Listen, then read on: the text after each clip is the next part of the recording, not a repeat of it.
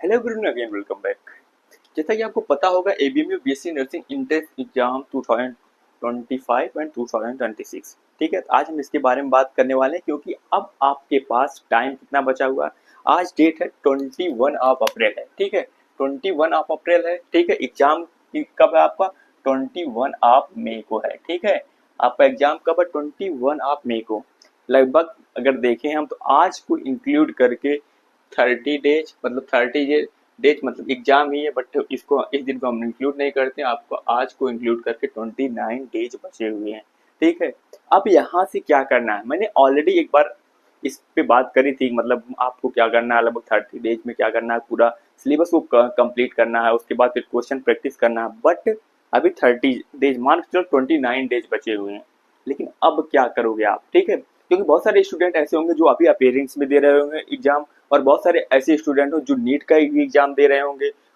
तो उनके लिए, मतलब जो नीट का दे रहे हैं उनके लिए ज़्यादा प्रॉब्लम नहीं होगी, क्योंकि वो पूरा सिलेबस ऑलरेडी कवर कर रखा होगा, उन्होंने बहुत सारे टेस्ट ज्वाइन कर रखी होगी, बहुत सारे टेस्ट दिया होगा, उनकी पीसीबी पूरी कंप्लीटेड होगी। ठीक है, बट किसी वजह से अगर उनका नीट में नहीं हो पाता है तो बट वो इस साल अपना ड्रॉप नहीं करना चाहते, मतलब टाइम वेस्ट नहीं करना चाहते, कहीं पे एडमिशन लेना चाहते हैं, तो बीएससी नर्सिंग मतलब जो है में आप एडमिशन ले सकते हो। अच्छा कोर्स है। ठीक है, अच्छी अपॉर्चुनिटी है आपके लिए, मतलब अच्छा स्कोप है, आप कर सकते हो। ठीक है, बट ऐसे स्टूडेंट जो नीट का एग्जाम नहीं दे रहे हैं, कोई और एग्जाम दे रहे हैं या अपेयरिंग्स में हैं, एडमिशन लेना चाहते हैं, बट उनकी अभी भी प्रिपरेशन कंप्लीट नहीं है। मैंने एक बार पहले बोला था, जो पीसीबी है आपकी, ठीक है, पीसीबी फिजिक्स केमिस्ट्री और बायोलॉजी, उसको क्या करना था आपको कि पूरे 30 डेज में थ्योरी कंप्लीट करना था। बट अभी आपके पास 9 डेज है। अगर आप कंप्लीट नहीं कर पाए तो 9 डेज में अपनी पूरा थ्योरिटिकल पोर्शन कंप्लीट करो, और बचा हुआ 20 डेज पूरा क्वेश्चन प्रैक्टिस पे देना है आपको। ठीक है, मैंने ये भी बोला था, थ्योरी के साथ साथ जितनी भी थ्योरी आप कंप्लीट करते जा रहे हो, लाइक कोई सा भी चैप्टर कर रहे हो, तो उसका मतलब लगभग 30 to 50 क्वेश्चन कर लेना पर चैप्टर वाइज। ठीक है, अगर ये अब तक नहीं किया है, पूरा थ्योरी कंप्लीट नहीं किया, क्वेश्चन प्रैक्टिस कंप्लीट नहीं किया, तो अभी भी आप मान के चलो 9 डेज अभी भी ले लो, यहाँ से आप थ्योरी को कंप्लीट करो और 20 डेज में पूरा क्वेश्चन प्रैक्टिस करना। ये 9 डेज में ऐसा नहीं कि थ्योरी पढ़ते रहो, जो भी चैप्टर कंप्लीट करते हो, चैप्टर कंप्लीट करने के बाद तुरंत आपको क्वेश्चन प्रैक्टिस करना है। ठीक है, जितने भी क्वेश्चन मिल जाए उस चैप्टर से। आप पूछेंगे, बहुत सारे स्टूडेंट मुझसे पूछ रहे थे भैया, मतलब कि कौन सी बुक रिफर करें। ठीक है, तो मार्केट में बहुत सारी बुक अवेलेबल है, बट मैं आपको बता दूं कि जो यूपीबीएससी नर्सिंग का एग्जाम होता है उसका भी पेपर कहीं पे अवेलेबल नहीं है।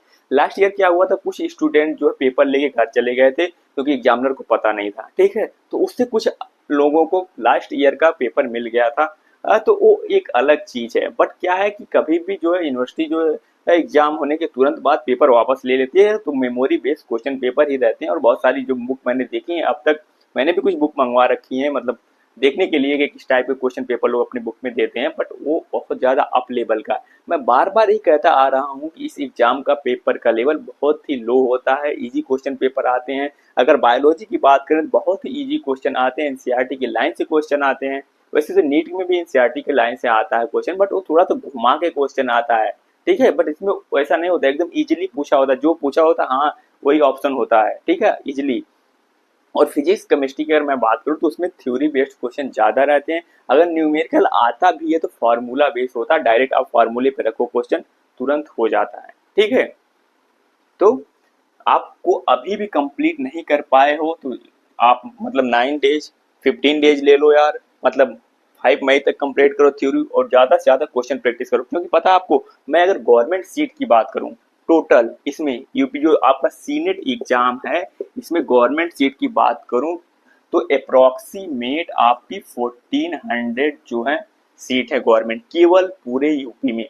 लास्ट इस अप्रोक्सीमेट बात करूँ, वैसे तो लाइक 1380 के आसपास, मतलब जो सीट है केवल गवर्नमेंट। ठीक है, अगर आपको प्राइवेट लेना तो यार कोई बात नहीं, आप पढ़ना चाहो थोड़ा भी पढ़ लोगे, तभी आप अगर 70 मार्क्स ले आते हो, 75 मार्क्स ले आते हो, तभी आपको अगर जनरल कैटेगरी में या ओबीसी कैटेगरी में प्राइवेट मिल जाएगा। और प्राइवेट की फीस बहुत ज़्यादा होती है, आपको कोई क्लिनिकल एक्सपोजर नहीं मिलता, वहाँ पे थ्योरी आपकी मजबूत नहीं होगी।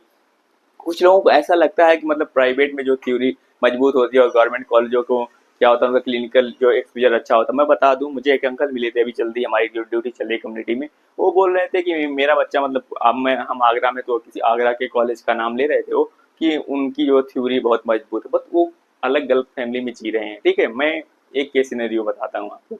जब हमारी ड्यूटी क्या थी, ऑन्कोलॉजी डिपार्टमेंट में थी। ठीक है, वहाँ पे एक प्राइवेट का बच्चा आता है और क्या करता है कि जो मेडिसिन होती हैं, कुछ मेडिसिन होती हैं जिनको डाइल्यूट करना होता है, वो मेट्रोजिल में डाइल्यूट करके पेशेंट को लगा रहा था।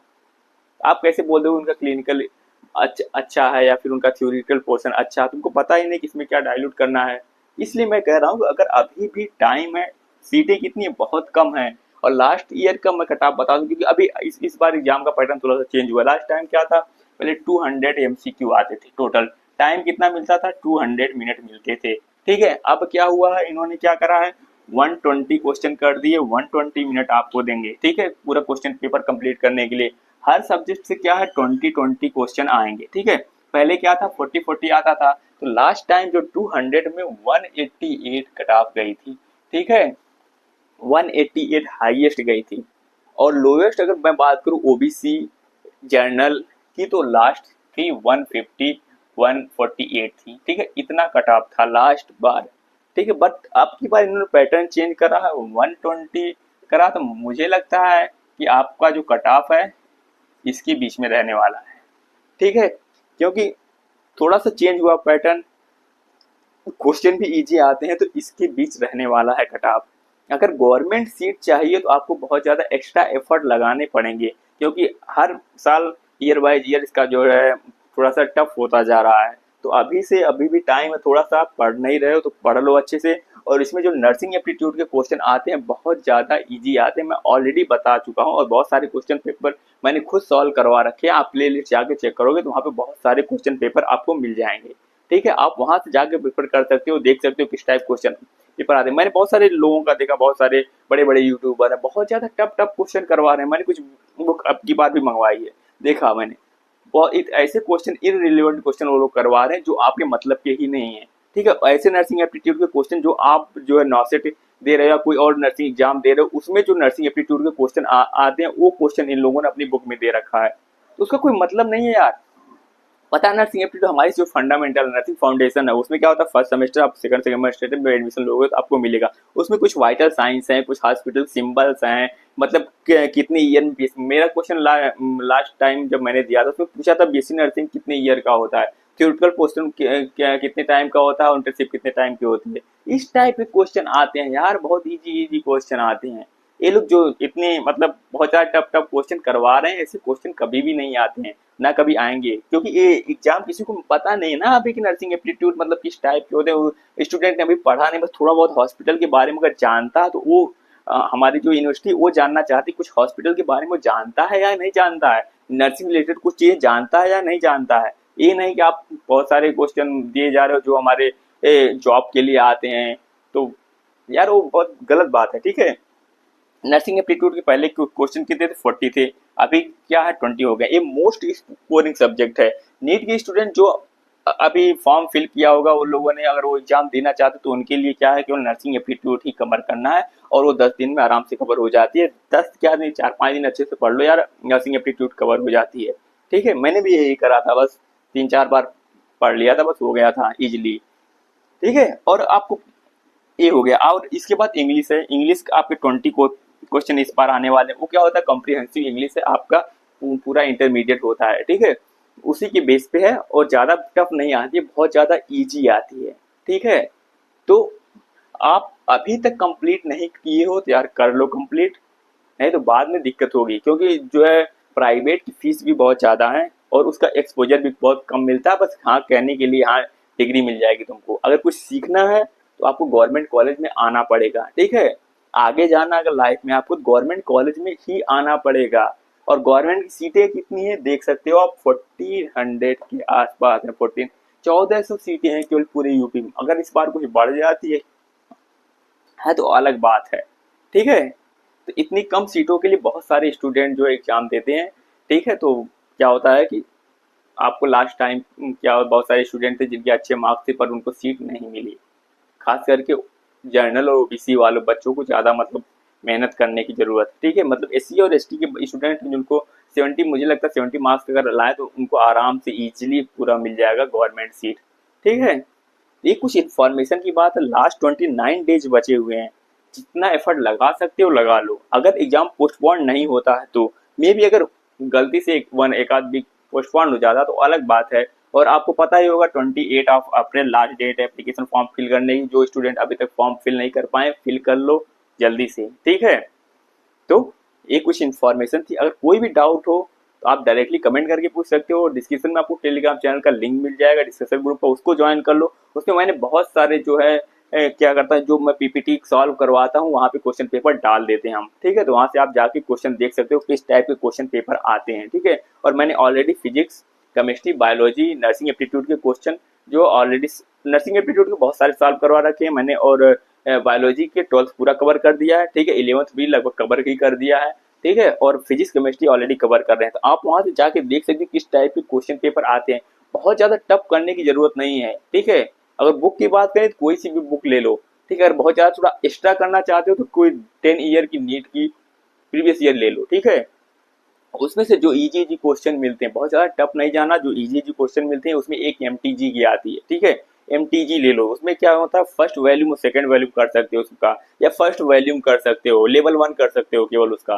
ठीक है, वो अच्छी बुक है, वो लेवल 1 उसका कर सकते हो। एमटीजी की जो आती है, ठीक है, नीट के लिए उसका लेवल 1 करो, लेवल 2 लेवल 3 पे जाने की जरूरत नहीं है उसमें। ठीक है, अगर आप अच्छा करना चाहते हो तो।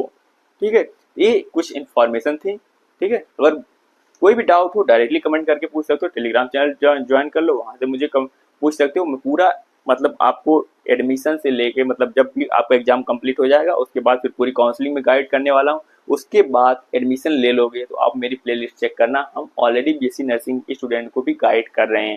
ठीक है, ऑलरेडी हमने first semester second semester cover कर लिया, फोर्थ सेमेस्टर में भी कवर कर रहे हैं। ठीक है, तो आप हमारे साथ जब तक आपकी बीएससी नर्सिंग कंप्लीट नहीं हो जाए तब तक हमारे साथ, हम आपके साथ रहेंगे। ठीक है, तो अभी तक चैनल को सब्सक्राइब नहीं किया तो प्लीज सब्सक्राइब कर लो। ठीक है, कोई भी डाउट हो बेझिझक कुछ भी हो कहीं भी हो आप मुझसे पूछ सकते हो। मैं पूरी हेल्प करने की कोशिश करता हूँ हमेशा हर स्टूडेंट को जो मुझे जानते हैं। ठीक है, तो मिलते हैं नेक्स्ट वीडियो में बहुत जल्द। Thank you.